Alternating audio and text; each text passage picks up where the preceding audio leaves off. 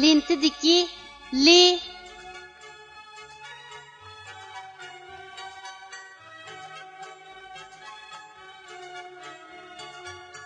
bu harfning talaffuz qilinishi mundaq. Li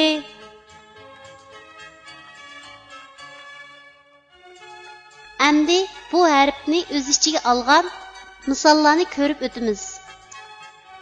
Lining beshidan ulinadigan shakli. Misol lunga. Lining bosh va oyog'idan ulinadigan shakli.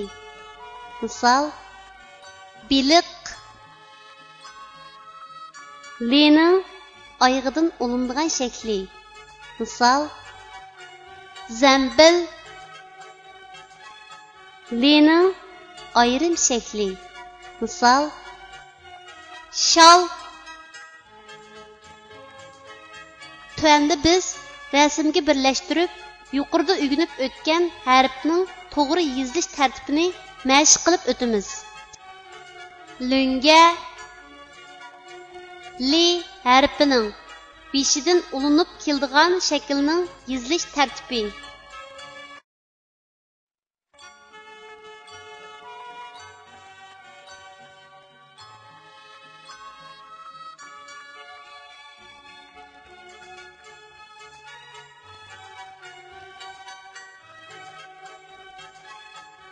Biliq li harfining bosh va oyog'idan ulinib keladigan shaklning yozilish tartibi.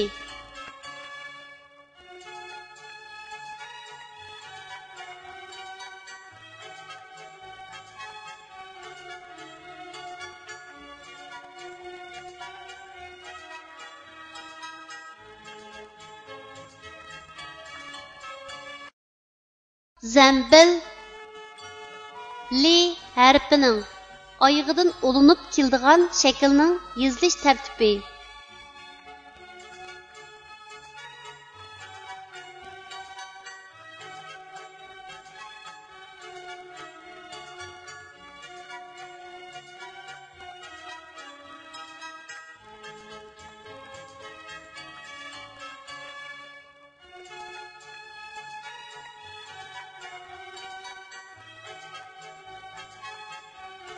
Shal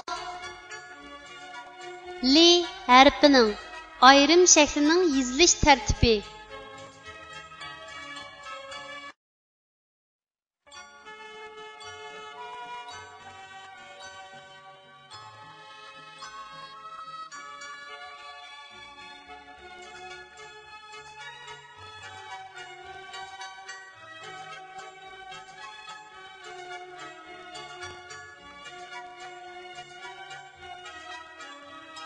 Kichik do'stlar, tuvandagi so'zlarni menga aytib o'qinglar.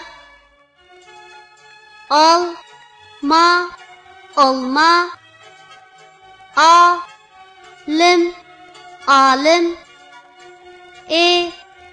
lan, ilan, yağ, lık, yağlık, dez, mal, dezmal, la, le, lale, çi, lan, çılan, la, çin, laçın,